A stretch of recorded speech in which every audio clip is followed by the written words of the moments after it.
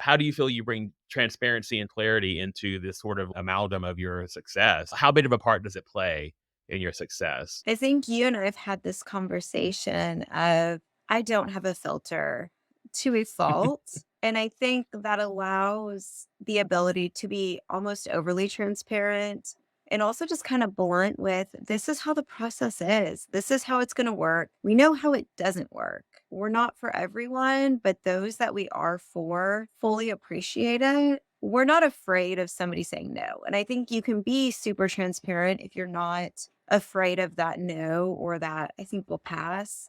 I think it's when you're worried that the client's going to walk, you start to get nervous or say things or cover up things or like, oh, we do this, but if you don't want us to, like, that doesn't work well for anyone. You just need to stand your ground and know this could be a disaster if you don't hire us. Hey, y'all, you're listening to the Designer Within podcast, episode number 40. I'm John McClain, and welcome to the Designer Within podcast, the business-minded podcast created for creative entrepreneurs by a creative entrepreneur. That's me. I know firsthand the challenges, but also the victories that can come with our careers. And I'm here to sip and spill the tea with you. It's time to dive deep within yourself and redesign your own business and your life from the inside out. Together, we will uncover secrets and share valuable insights. So prepare for a transformative experience, my friend, because it's time to unleash the designer within. Hello, and welcome back to another episode of the Designer Within. I am your host, John McClain. I am very happy to have you here. We are on episode 40. Oh my goodness. We are inching our way slowly but surely to 1 year of the podcast. You know, every week I release another episode of the Designer Within, and every week we inch our way toward the 1 year anniversary. So if you're new, welcome. If you've been here from the beginning, I'm so happy to have you here. This week is another great episode. I have an interview episode this week with Nicole Roe of R, Nickson Interiors. She is so fabulous. You're going to love this interview. I met Nicole last year. I was a speaker at Luann Nidera's Luann Live, and Nicole was there, and we just became instant friends, and I just love her. And she's also a part of my Design Success Academy, and I just have become really great friends with her, and she's just a fabulous person and a fabulous designer. And when she reached out about being on the podcast, I instantly said yes. And I know you're going to find this episode really, really insightful because Nicole does a lot of interesting things with her company. In addition to being a talented designer, Nicole is the founder of our Nickson Interiors and has over 10 years of experience in the design field. She has a degree in construction. Before opening her own business, she spent time working for a team of construction companies, heading up their business development and marketing. To say that Nicole recognizes the full scope of a design project would be an understatement. With hands-on experience in construction, renovations, and interior design, Nicole has done it all. And in this episode, Nicole and I have a great conversation about how she has found a huge success in a very small town setting, and that might resonate with a lot of you listening who think that you might not be able to make it big in a small town. I beg to differ, and Nicole will set you straight on that as well. And a few of the things we're going to touch on in this episode is the really unique way that Nicole has decided to take control of receiving her products, the way that she chooses collaboration over competition, even in her tiny town, and how she sources from great vendors, even when there is no design centers around her. I know you are going to find so many great insights into ways that you can grow your own business, whether you work in a big city or a small city like Nicole, while listening to this interview with her. Now, sit back and enjoy this open-hearted convo with Nicole Roe of our Nickson Interiors. Nicole, welcome to the Designer Within podcast. Hey, John, thanks for having me. I'm so happy to have you here. And I feel like we've known each other forever, even though we just kind of recently met last fall at our friend Luann Nidera's Luann Live. And I don't know, it was kind of kismet, I feel, because I don't remember if we sat beside each other or if we just sort of started chatting with each other, but we instantly connected over. I think we were bitching about something, to be honest with you, in the industry, or complaining about something wrong in the industry or something going wrong. But we definitely connected, right? Instantly, right away. Yes. So I was actually sitting in the front row because Okay. that's the only way I can pay attention. And you were sitting in the back row. You Of were course. definitely distracted by something, but you had an energy that I had to come up and give you a hard time about whatever you were discussing, and I think we just instantly clicked. Yes. Yes, and then we ended up hanging out pretty much the rest of the 3 or 4 days at the event, and I loved your personality, I love what you had to say about the industry, I loved the fact that you and I also clicked over this small town aspect that we have about working in the design field and both coming from a small town, you are still in a small town, and we're gonna talk about that in just a moment. But I gave my little spiel about you in the beginning before we started the podcast. But tell everyone listening about yourself, about our Nickson Interiors, about how you got into this crazy field of interior design, and also, your background a bit and why you like it so much. Okay, awesome. So, yes, I'm currently in a small town. I'm currently recording this, I think, in a population of like 2,000 people. Our design studio is actually about 25 minutes away. So, it's kind of in small town lingo, like two towns over. But I am from California, kind of born, raised, went to school out there, and definitely still have that kind of California vibe. And it runs through my veins very much. As you understand, you can't quite lose it. But when it came time to go to college, it was one of those. My dad went to Georgia Tech, and I'm the firstborn daughter, and you don't really have a choice. You are going to go to college and you're going to be an engineer. Went to Georgia Tech, walked into my first engineering class, and I looked around and knew this was not how I was going to spend the next 4 or 5 years. Did not call my dad and tell him this. I went to my counselor and kind of talked through what I like to do. I was like, I love to get my hands dirty. I like to work with people. I like to see stuff from start to finish. I don't want to just kind of do something in the beginning, hand it off to someone, and maybe it like comes to fruition. I really wanted a degree that I could like be part of. So they directed me to the College of Architecture, which should have been obvious. And under the College of Architecture, they had a building construction degree, which really is a project management degree. But the cool thing is, we had design courses, history courses, construction courses, drafting. A lot of it was hand drafting, not to age myself, but we also got to go on field trips, which there's not many college majors that take you to a luxury new build house and walk you through in Atlanta. And same with commercial construction. And I really, really got to fall in love with construction and got a really cool opportunity to work for a luxury developer that did commercial work. They built condos, but they were mixed use. But the cool thing was, it was both new construction and renovation. So we got to take really old Atlanta buildings that squatters were living in and, just kind of, it was an old slaughterhouse. So imagine what that is. And, the basements and the brick and turn it into kind of that luxury office space restaurant. So that was really the first kind of grasp of this is what I want to do. Come 2009, and no one's hiring for construction. Couldn't quite get the job I wanted. The developers all went their separate ways. And the story of I was in love. My husband moved to Central Florida to a town that I didn't quite think I'd ever move to. He was a citrus grower. I followed him and couldn't get a job. No one wanted to hire a female project manager in 2009, 2010 in the construction industry. I finally convinced someone to hire me for business development and marketing with they were a contractor. So I still was like in that world, meeting and networking. A few years passed and the standard, I got pregnant, quit my job, and then it was now what? And kind of at that point started taking on projects. And now, my business is officially 5 years old, according to, taxes and Sunbiz.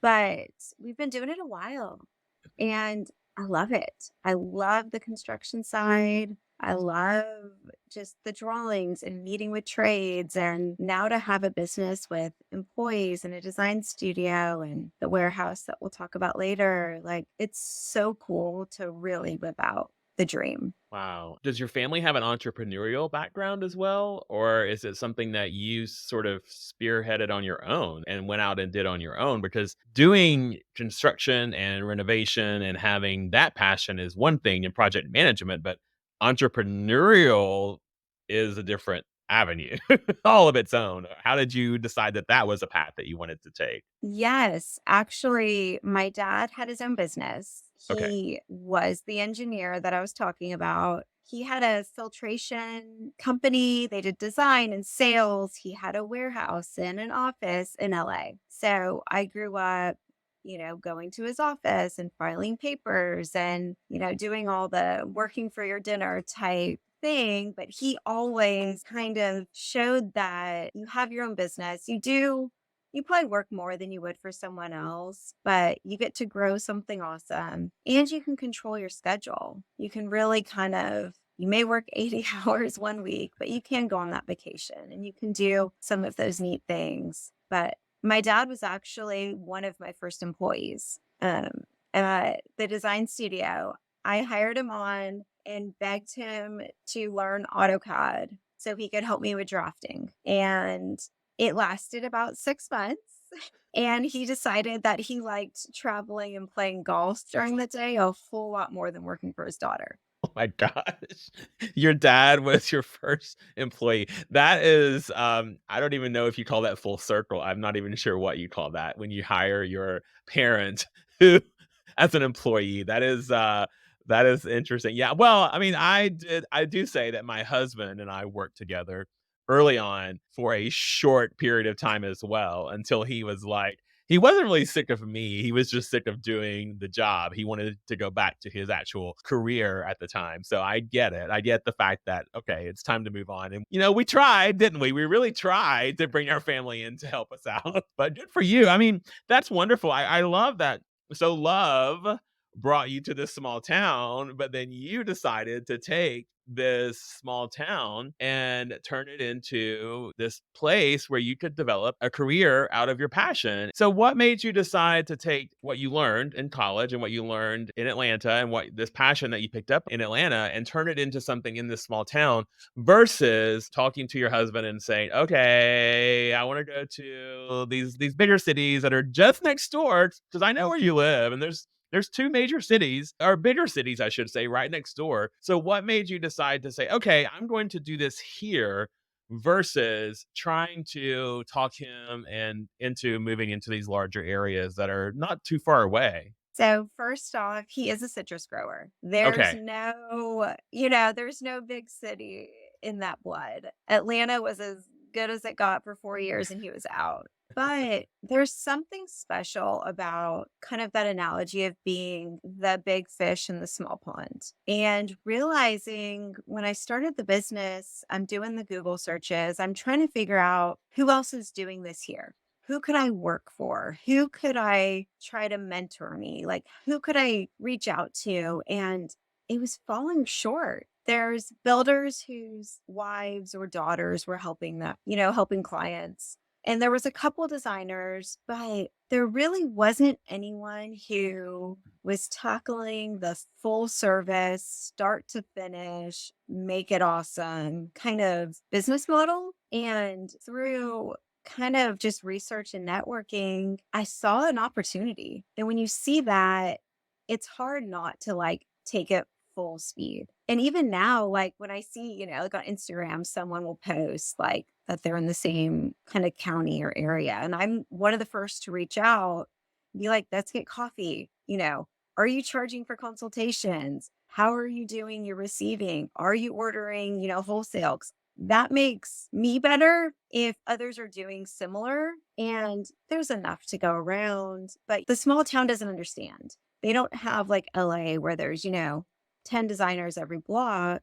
Here, people know reality television or they know the decorator of, 1995. Well, okay, 2 things there that I think are amazing. I love that you instantly decided to choose a niche for your services. You saw a need in the community that wasn't being fulfilled, that there was a need for a full service designer from start to finish, someone to handle all aspects of the project management from design to construction to everything, and you said, "Okay, I'm going to be the person to do that." I love that. The second part of that is that you are choosing truly community over competition. And as other people are coming in to this small town, which again, there are limited number of possible clients in a small town, and yet you are still choosing to help other people in this small town. You're choosing abundance over scarcity. And I think that that just says so much about how confident you must be in your skills and the skills of your team and the quality of your work and the contentment of your clients. So where does that abundance mindset come from in you? And only, I mean, and I don't want to say only as in only limited uh skill set that you have, but only 5 years in business is not a tremendous amount of time to have gained that abundance mindset. A lot of people are still working on getting that confidence at that point. Where do you get this confidence from in 5 years to say, "Yeah, I'm gonna start helping other people to be confident in their own business and get their own feet on the ground." Where does that come from? I think, I mean, you know my personality.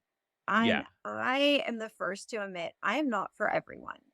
I don't have the filter.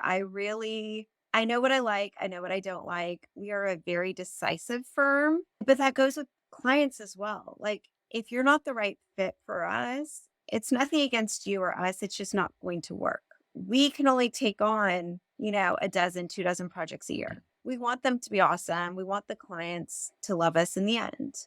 So I think picking our potential clients and kind of working that way works really well. But I know I'm not for everyone, and that's okay. We do a lot of different styles, but we don't do every style and we don't do every scale. Like, we need the project to be a certain caliber. We know our bread and butter is the full house gut job, the addition. Anytime there's the construction or the trades are super heavy, we're good at that. And that goes back to my construction degree. Like, I can climb into that attic and look at the trusses and tell you if we can raise that ceiling. I know kind of where the toilet can go if we're gutting your bathroom because I understand that. And I think my trades, they know that too. And they like working with us. I don't want to say for us, but really with us because we can knock it out really well. And with kind of the abundance, like, it happens. Like, people are going to come to us when they have a certain need. And then if they realize we're not who they need, whether it's personality or budget, so be it. But I do want the others around me to understand how they can do what we're doing too. And I mean, it's fun. Like, who doesn't want to grab coffee with another designer and talk about all the things that have gone wrong or, just kind of, or brainstorm like, hey, I can't find the perfect, wallpaper for this project. What's a vendor that you love? And then you'll have like 10 text messages from designer friends that are like, try this out, or they drop by the studio to look at your wallpaper samples because I literally have thousands and it's fun. Like, Mhm. maybe they bring me a coffee. Yeah. It's a good time. I'm all about that. I'm all about sharing knowledge and sharing what we have and just choosing to, again, to have community over competition. When you mentioned that you do all of this complete service from nuts to bolts, from everything from start to finish, A to Z, do clients come to you expecting to have a decorator, quote unquote, or do they expect you to have all of this skill set? Because my family also has a background in construction and I have a lot of that knowledge as well. And when I found when people came to me early on that they thought I was just gonna be this, big flamboyant gay designer with a boa around my neck, walking in, "Oh, no, let's just paint every wall pink." And then I'm like, "No, no, I knew all the things." So do they come to you thinking that you're this dainty, pretty little girl that's just going to be able to choose the fabrics and the sofas, or do they really expect you to know all of the other things? I'm just curious. There's definitely 2 sides of it. Quick tangent. We were at a charity event the other night. It was a gala, citrus gala. So imagine a bunch of farmers pen of wives, pageant queens, and this older gentleman came up to me and he's like, I'm going to say a bad word. He was like, "You're Say it. that decorator in town that does really cool shit." I was like, "Yes." Because I mean, how do you like, do you correct him and be like, "Oh, I'm not a decorator, sir. I'm You're actually an right. interior designer who does," they don't really care. No. But we did have to walk away from a project recently. Cool house, never been renovated, awesome end goal. But the husband was like, "I don't need you to do drawings. I don't Mm, need you to do, kind of our process." He's like, "I just need you to pick out the pretty stuff." mm. And I was like, "Sir, that's just not how this works." And kind of explained it a little bit more.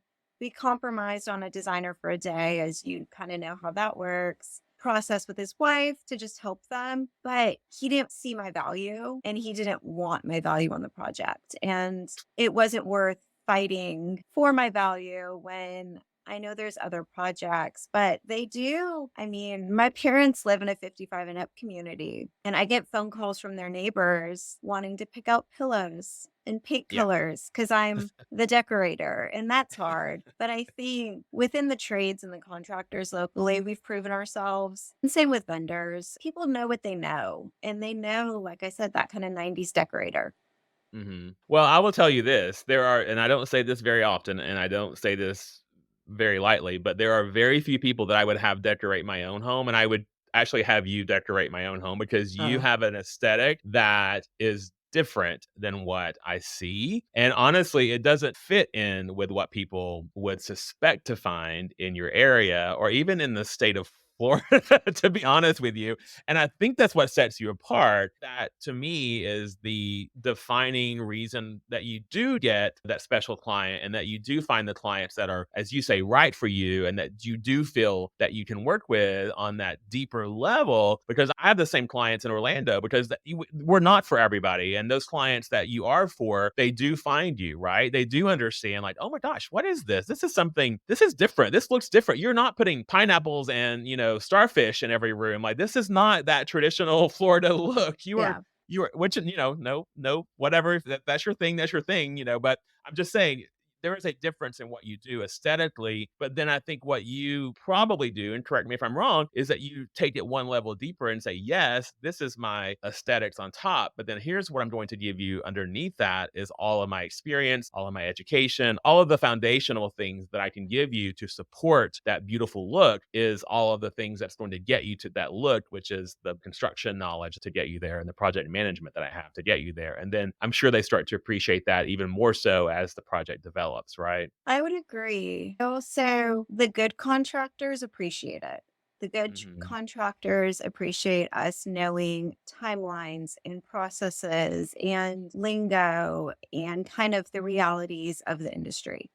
Mhm. But also the good clients, especially the female clients, really like to know that we understand what's going on, that we can communicate with the plumber or, the electrician and the contractor, and they're not feared that they're being taken advantage of or they're not getting the end result they want because somebody's spoken contractor speak over their heads and doesn't care, how they feel about it, or we can really make sure that, as you know, like an electrical walkthrough, an electrician's going to put the switch wherever the heck they want to. It doesn't matter what the drawings say. But if we can walk through and really know how the client's going to enter the room, how they're going to live in the space, we can adjust all of that and where the outlets are. And the client likes that we know what, a three-way switch is, or we have to have the dimmers, or,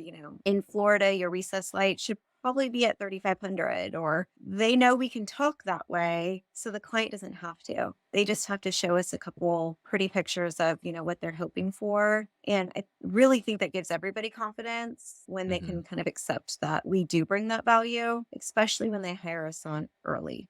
Yeah, and everybody wants to have confidence in someone that they're paying to do a service, especially when it's something that they're putting such a large investment in, like their home. Now, I will say, and you tell me if you do this too, I love a good decorating job every now and then. I love sometimes just to have that nice little, come in, bring me the rug, bring me the sofa, bring me the coffee table, and maybe a light fixture, and then get in and out and be done with it kind of a job. Because those are fun to me, Yeah. knowing every now and then that I don't have to be involved in the construction part of it. Do you do just decorating type jobs, like furnishings only type projects? Because those can be quite fun and honestly quite lucrative sometimes if you can just, get in and get out in like a few months. Yes, the margins on them make Yes. it hard to say no. Yeah. And I think one of my designers on my team is very, very good at that as well. She's very good at the space planning and kind of picking the things. And I can come in and do, like that 2 hour meeting where we pick every fabric, every kind of finish. And she's already done the basis of it. I love light fixtures. I love rugs. I love fabrics. Like to give us one of those sessions like on a Thursday afternoon and nail out like a dining room, living room is fun. And Yes. like you said, you put the invoice together, we order the items. 3 months later, we install them and everybody's happy. Right. Yeah, there's not always a need to complicate a process to always have construction or always Yeah. have a renovation, right? It's just nice to mix it up sometimes. And I know in the design world, we always tend to think it has to be full service to make a huge profit. And it just doesn't always have to be that way. Yes, there is profit in that, of course, but you're also married to the project a lot longer, obviously, when you have that. Now, you mentioned vendors and you mentioned choosing fabrics and rugs and all those things. I know for a fact that there are not design centers where you live, and I know for a fact that there aren't design showrooms where you live. How do you get around the fact that you need to go and source for your clients and have these things readily available to you when you don't live in a large city where you could be able to pop in and grab these fabrics and things if you want to? Because there are a lot of designers who maybe feel like they have their left arm chopped off because they live in a small town and they look at that as a hindrance. But you've obviously worked around that. And I was just wondering, what tips do you have for people who live in a small town who don't have a large resource library or a design center around them to get these resources and to get access to fabrics and swatches and vendors? What do you do? I think one of them is my reps. The reps for our brands are if they're on your team and they like you and they like your company and they know you do great projects, they will get those samples to you like within 24 hours. They will throw them in the mail. We have had reps from like West Palm Beach drive up to give us like a basket full of samples when we had a presentation like the next day. And So I that's not would close say to you, by the way. Let's just mention that is not not close to where close, you. like 3.5 hours, not close. Yeah. But in the beginning, it was really hard because you get on these interior design forums, you get on Facebook, and everybody tells you, go to the local design studio, go to the showroom. We don't have that. We have a Joann's fabric. We have a Hobby Lobby. We aren't buying fabric from there. So it took a lot of research, a lot of phone calls. And once again, I didn't have local designers I could call and ask. So we have a large sample library now. We've got bookshelves, lots of them, hundreds of fabrics, hundreds of wallpapers, maybe thousands of both. But there's still like today, we have a presentation tomorrow. I needed outdoor fabrics. We had ordered them 2 weeks ago. They came today for a presentation tomorrow, which is stressful. Where if there was a design center that you could hop over, you could do all that. But we do work hard on having what we need, but also, like I go back to, if there's another designer in town that needs a certain line of fabric for a project, they can come look because it's hard. It's hard to look online and be like, that is the navy blue canvas I need to recover that ottoman. You need to see it. But the samples take over, I will admit, and we will purge a sample if I don't think I'll ever use it. Yeah, that was gonna be my next question. Do your vendors keep your library up to date, or do you have to keep that up to date yourself? Do they just send you things and then hope that you can use them, or do they constantly come by and say, "Oh, let's keep this fresh," or "This is distoed," or how does that keep up to date for you, or are you in charge of that? In the beginning, we were in charge. We were once again, they didn't know, where we were. They didn't have other accounts. So were they going to drive an hour, 2 hours to come see us? No. Now they do. Now that we've had, the 60,000 spend with Schumacher, kind of an example, like Mhm. we are now on their boards. And same with kind of some of our upholstery reps. Like they do drop in every few months by appointment, hopefully. As you know, it can be very disruptive, but they do a good job of sending us what's new and kind of keeping it going. But we also have to have like the design assistant or junior designers get on and order stuff pretty regularly just so we can see and touch and decide what we want to use. So what I'm hearing is if you are in an area where there is not a design center, is that you should reach out to your reps and start to get that communication going with brands and vendors that you want to establish a relationship with. Get that going and then possibly try to get your buying power up and get your Yes. volume going with them. And then once you establish that relationship, then they'll start to service your clients and your business more, right? Correct, and a lot of them are on Instagram. So if Mm. you're going through samples, like, take a quick story video and then tag the rep, so Mm. then they can share it, and they love doing that because it looks good for them because their bosses are seeing that they're sharing, like, their designer stuff. It just helps everyone, and even shooting them the email of, "Hey, I have a presentation next week. We need a olive green and navy wallpaper. Can you send me some options?" And then let them do the work for you, and they'll send you 30 options and you pick one. Those are 2 stellar pieces of advice. I say this all the time. You can tag the company in your post. Yes, you can tag Schumacher, but what if you tag the rep for Schumacher? Oh my gosh, how amazing is that? They're going to love it, and they're going to remember that, and then, yes, let the rep do some of the work for you. They already know.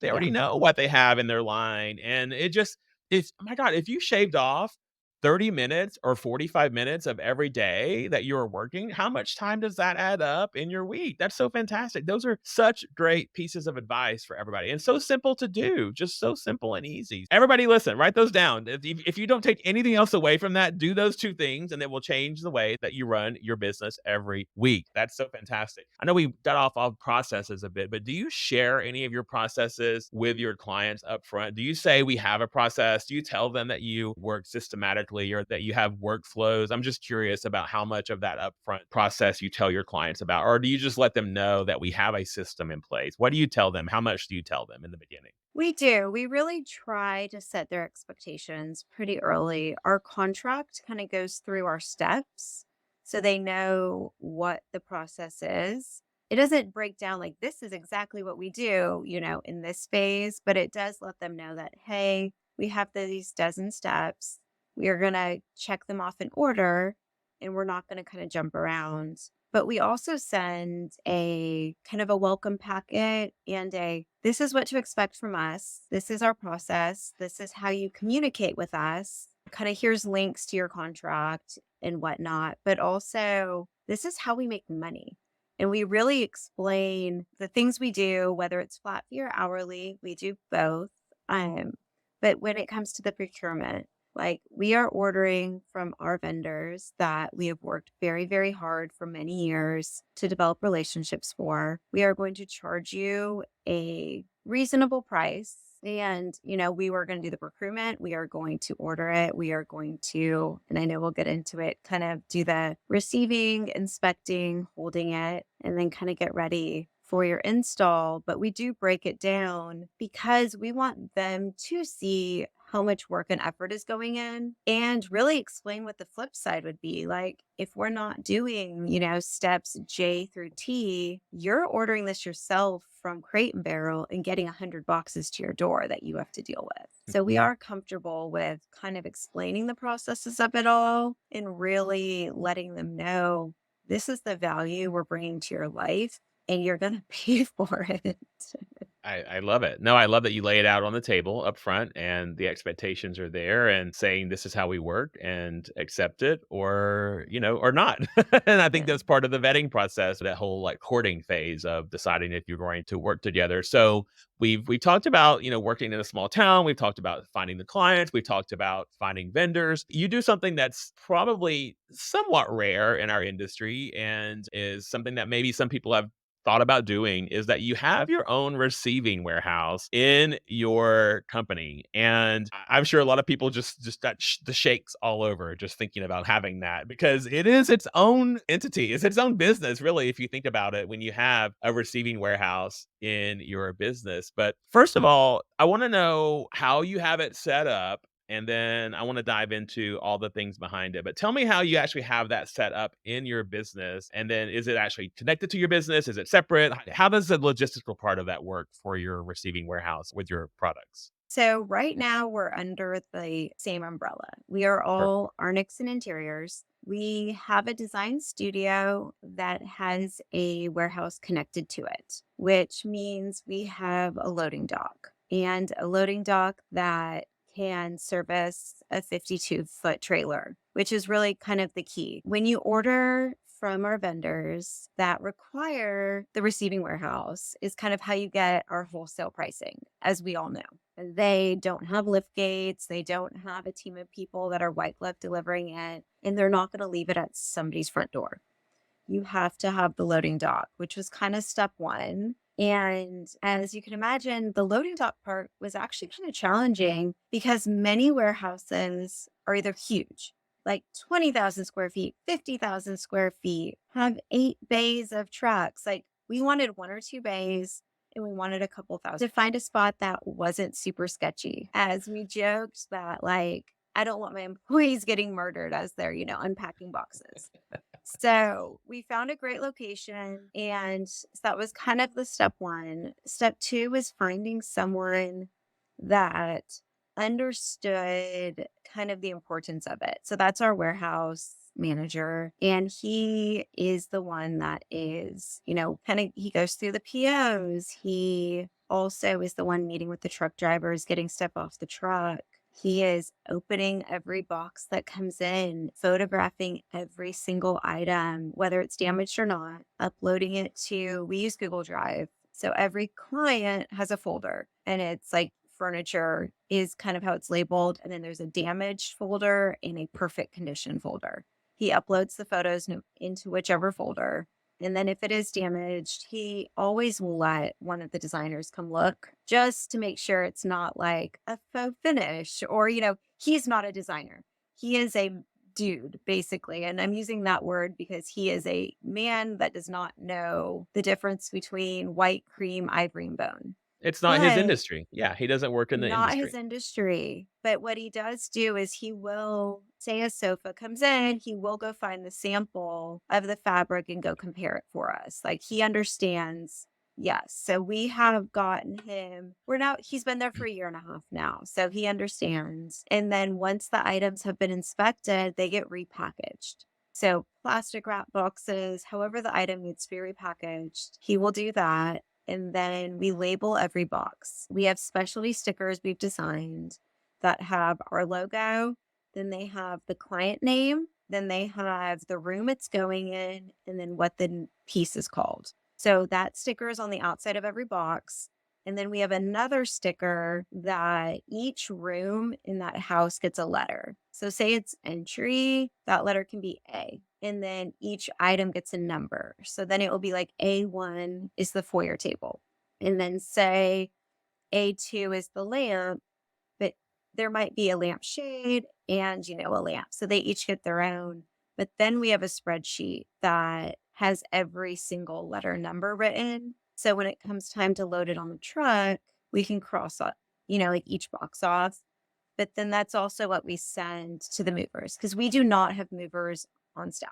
We still do the standard kind of, we have like 2 or 3 companies that we really like and we call them, we send them the spreadsheets. We also tell them what has to be assembled. Yesterday, we installed like a 500-pound table. So we had to let them know, like it will say 500-pound concrete table. So we aren't doing the moving in house. That just doesn't make sense at the moment. But the warehousing, you and I have had these conversations. Like my nightmares that wake up in the middle of the night in cold sweats always came from the items that were being stored at a receiver. Because I was always panicking like, is it really right? Is it the right color? Is it the right size? Is it damaged? Did somebody with Cheeto hands touch the lamp base? Like, you just don't know. And then on install day, I don't think we ever did an install before we did our own receiving warehouse where everything actually came on the truck. And we probably did 5 or 6 different companies, and that doesn't make sense. Like, there should be no reason why the dining table didn't make it on the truck. And same with, I mean, we could have a whole nother movie about install day dramas. I mean, we had guys show up high as a kite one day, couldn't open their eyes, like literally drove from the other side of Orlando to where I am. And my clients hated not knowing what their receiver fees were. And they hated paying movers the extra hours to do the round trip from Tampa or Orlando. So this really allowed us to keep the money in house. We make money off of it and we get to control the outcome so much better. It's really a no brainer. Oh my gosh. I have so many questions. I mean, first of all, a lot of designers are afraid of even buying products at wholesale at trade pricing from trade sources. You not only do that, of course, but you take it a step further and you decided to receive these in your own warehouse. And now you receive them and you have a person who receives them and inspects them and all those things. So, what made you do that? Was there one thing that happened that you were just like, I can't do this any longer? Was it the fact that your clients were complaining about it? Was it the fact that you just wanted to keep everything in house? Was it a business decision? I mean, you mentioned that you do make profit off of that, which is definitely wonderful. But what was the catalyst that made you decide to do this? Or was it something that you didn't do it right away, right? It wasn't from the very beginning. No. We've been doing this now for about 18 months. Okay.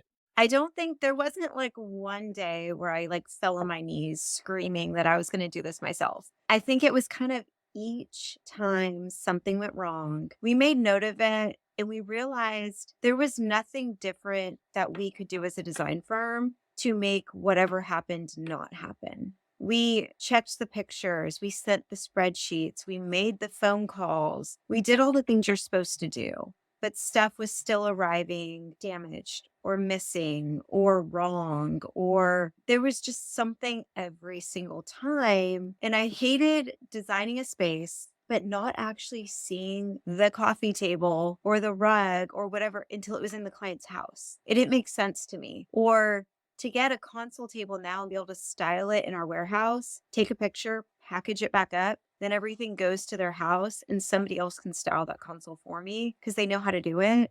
Mm. But the one like huge breaking point kind of after we had already made this decision, we had signed a lease, like we were ready, we knew what we were doing.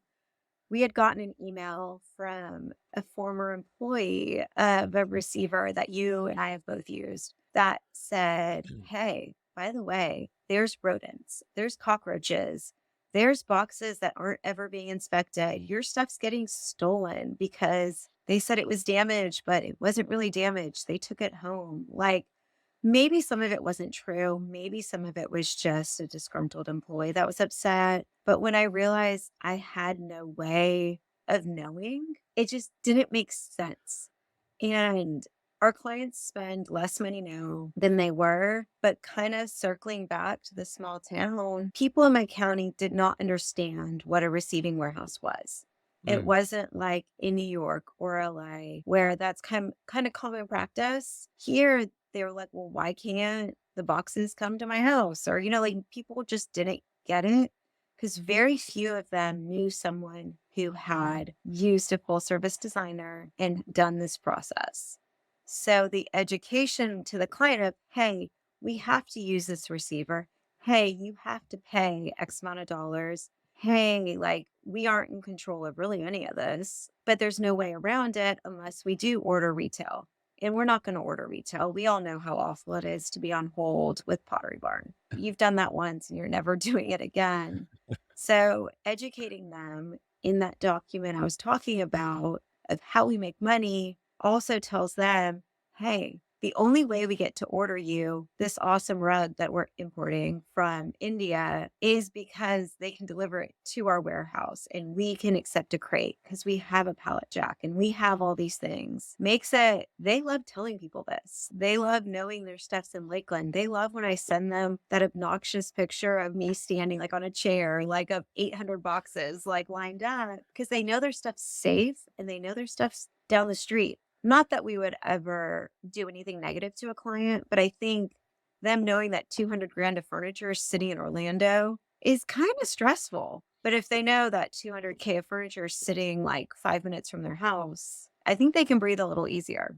Yes, as you said, we both had horrible situations happen with horror stories, and we've heard horror stories, and we've had personal things happen with furniture and items for clients. And the moral of the story is we're responsible for these things with our clients. It is our responsibility to take care of hundreds of thousands of dollars of items for our clients. And I've had, and you probably as well, upwards of almost $1 million of products for clients before, where if something happened, it's all on our shoulders. And I can see with you knowing that that is resting safely and secure in your own warehouse, it's probably a dream come true when you lay your head on your pillow at night, knowing that it is inside of your warehouse. Like, how wonderful is that? Okay, so we've talked about how great it is for your clients, and obviously it's great for you. I One thing I love, by the way, is that you can actually set up your styling on your table. So you're telling me you set up your styling on your coffee tables and then you take a photo of it, and then sometimes you have your other designers kind of replicate that in-house, and you don't have to be there? It's actually one of my favorite things. Oh Because my think gosh. about it, like you have 20 coffee table books, you've got candles and bowls, and some are vintage, some are ordered. We do not keep a huge backlog of styling stuff at the moment. We just don't have enough space currently. I wish we did. I think I have more at my house, as I think we can all relate that we have like that Wait, you have a closet. warehouse. How do you not have enough space? I will send you a picture tomorrow. But the next plan is to have more space for that. But we do have enough where, say, we are doing that living room install where we set out the vases and the planters and all of that. I figure out what works. Then we box it all in one box, have the iPhone photo, throw it on Slack or whatever, you decide to use. And then it's labeled when they get there and it's like entry console table, all this stuff goes on it. Living room, coffee table, all that stuff goes on it. So then it moves really quickly instead of you or I just being like, "Oh, that might work. This might work. Oh, don't do that." And we're guilty of it. We want it to be perfect, or the darn you know this. You take the cover off the coffee table book and the inside's like a horrible color. And then you're like panicking because you never actually saw the coffee table book and it's like orange and you needed it Not to my coffee be table book, though, not not mine. yours. Yours is perfection. But that happens, or it's a weird pattern, or the book, Right. it doesn't fit, or the planter's weird. So it's really nice to take, and I kind of call it that like rainy Wednesday afternoon. It's 4 o'clock, your brain's dying. You want to do something else. Why not grab all the styling stuff and do it and then put it all back? Or you realize you need to order more. And that does happen sometimes where you do have to kind of be like, okay, this installs in 2 weeks. I need to hop on a couple different vendors, order some more stuff, or send somebody, to Lowe's to get plants or whatever it is, instead of it being in the moment. I think it works well and it's fun. I used to have a retail store, and I kinda get what you're saying about needing to do something not really brainless, but something more of just, like, fun and easy. I would just go and Yeah. restyle all the shelves in the store when I wanted to do something that wasn't sort of, like, quote, unquote, "work related." So I get what you're Yeah. saying about heading to the warehouse and let's style everything for, this upcoming install, but most people don't have that luxury, so it's wonderful that you have this warehouse to do so. Do you Back to the profitability aspect of this, obviously, it's profitable to have it attached directly to where you are. You can walk back at any point. Your mind is at rest. You see it there. You know it's safe and sound. You know it's ready to go for the install when it's coming up. But how do you make profit from this? Do you sort of give the client one price for that coffee table with the storage of the item included in that? Or how do you relay that profit over, or how do you relay that price, I should say, over to the client for storing that item? So on our invoice, we do line item for everything. So Hmm. say the coffee table, we're selling it to the client for $1,000. And then we line up everything to the bottom. And then we add, kind of depending on the project and how long we think we're going to have the things, either 12 or 15%. And that's very clear on our contract that their subtotal, not including like tax or freight, has this purchasing. We call it procurement fee. So it's the purchasing, it's the tracking, it's the receiving, it's the inspecting, and it's the warehousing. That is kind of that flat fee percentage. We did a lot of math based on what they were spending with, kind of the other receivers. We figured out how much it's costing us to actually do this.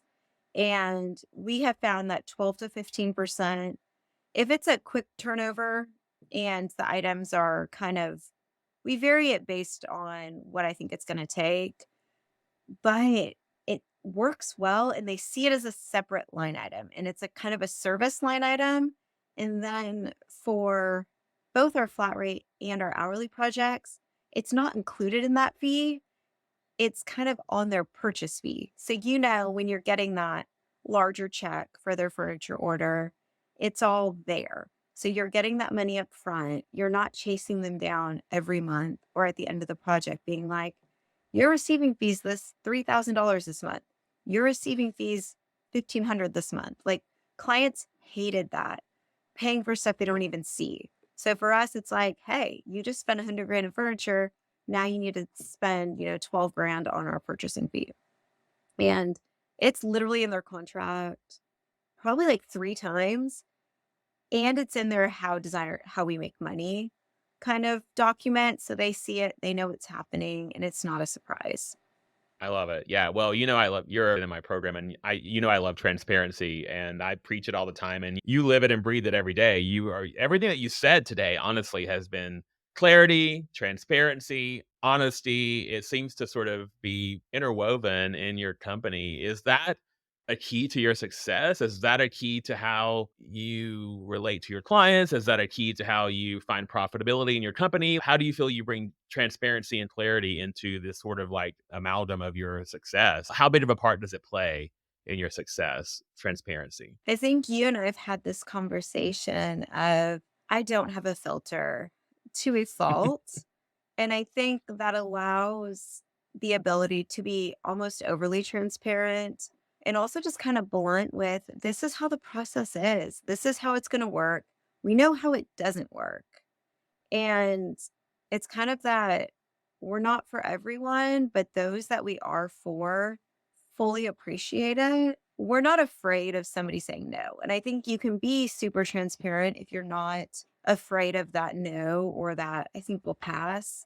I think it's when you're worried that the client's going to walk, you start to get nervous or say things or cover up things or you're like, "Oh, we do this, but if you don't want us to," like, that doesn't work well for anyone. You just need to stand your ground and know, like, this could be a disaster if you don't hire us. And I'm not like an overly conceited person. I just have seen it go wrong. And kind of back to you asked what kind of projects we take on. Like, do we do furnishing? Do we do large scale? We really take on anything if we know we can finish it well. It may just be a primary bathroom or it may be a little girl's nursery. But if they're going to let us take it to the very end, like the styling of the shelves, the light bulbs and the lamps, all of it, then we'll do it. If they let us do, our process and finish. It's the ones that don't let you take it to the end that they're not always happy at the end. So I think that's kind of the bigger thing of the transparency is, yes, we will do this project. Yes, this is how we're going to do it. Yes, you're in charge of the budget and you're in charge of the scope, but we're going to finish it and kind of figuring out where everybody lands. Sounds like it's about managing those expectations, Yes. from the get-go. And you mentioned the word conceited. I don't take any of it as conceited. I take it as confidence, and it's a confidence that people will love to be around and that they will take that confidence and want to work with you. Where do you find that confidence and how would you tell other people to find that confidence? If someone is just starting out and they're listening to you right now and they're saying, "Oh my gosh, I'm my first year in business. I don't even know how to be confident. I don't know where Nicole finds this confidence. She's, sounds so successful and so confident in her design skills and her business and everything seems to be going great." What would you give them as a piece of advice to dig down deep and find that confidence in themselves to grow their business to where yours is now? I think a lot of it goes to like finding your design tribe, finding other designers that you respect, you adore, whether you go to a conference or, I mean, we all have those Instagram friends that we actually haven't met in real life, but don't always take from them. Like, don't just always send them, hey, what about like asking questions? A lot of it is like commenting on their posts, sending them a DM, sending them a cool vendor you might think they like, or if you are on a podcast or you're on something, like give them a shout out, say how great they are, or hook them up with your rep. Like, do stuff to help other designers so that you can reach out to them and be the kind of that SOS of how the heck do I lay out this room? Or I'm in a super bind with this client, or I just got this email from, this vendor and I have no idea what it means. And I think you have to develop those relationships. And that's what gives you the confidence. Like having, I mean, just after meeting you, example, like I didn't really know you prior. I just talked to you in the back because I felt like we were a good fit. But then now that I'm following you, supporting you, like I got the luxury of taking one of your courses, which has been killer and fun, and I'm inching my way through it, as you know. But I texted you asking, for a photographer link, and you hooked me up big time. Like that was so big. And same with other kind of designers that are within my circles. Like that's where you get the confidence is by having other designers who are doing what you're doing or doing more that have your back. And I think that's what makes it fun every day. So I'm hearing from you just that all around camaraderie, that just again finding the people that you align with and finding them almost as fast as you can, like start Yeah. immediately and and finding the people that are part of your circle and sticking with those people and giving back right away.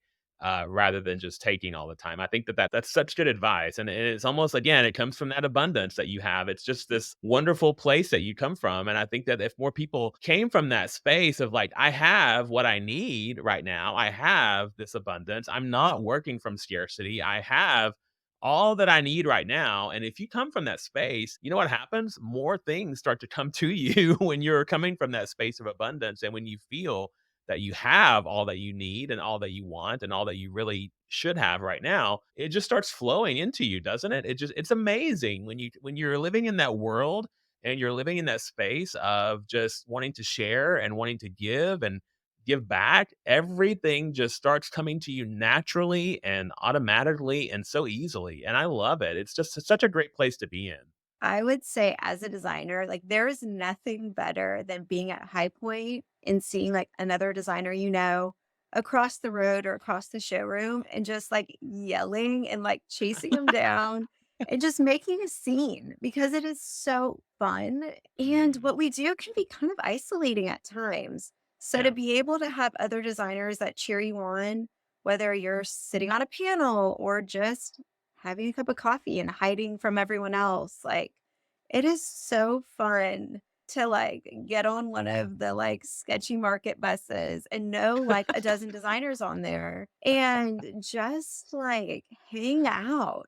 But then you've got to put in the work. You've got to text them. You've Yeah. got to follow up. You've got to support them online. And there's times, people will be like, hey, do you do projects in Virginia? And I'm like, no, but I know these two other designers that do, and they do an awesome job. Like in handing out contacts. Cause once again, abundance, it's going to come back to you. Yeah. Yeah, yeah. Give back, give back, give back. This has been so great. Before we wrap up, I have a Yep. question for you. If you were to look back and, talk to young Nicole as she's starting out our Nickson Interiors and she's a little baby designer and starting out new, what would be a piece of advice that you would give to her if she was starting fresh from college and just moved to this small town and decided to open up her studio? Would there be something that you look back upon that maybe wish you would have done differently, and you may not have something, but would there be a piece of advice that you would give to her that maybe would help her and also help someone listening out there? I would say that there's going to be really hard moments that you're not going to remember why you're doing this, whether it's a relationship with a client or really just legit mistake that you made that you lose sleep over it for nights. Your stomach drops when your phone rings. Like, there's going to be those moments early on that you don't know how it will ever get better or if it will ever be worth it.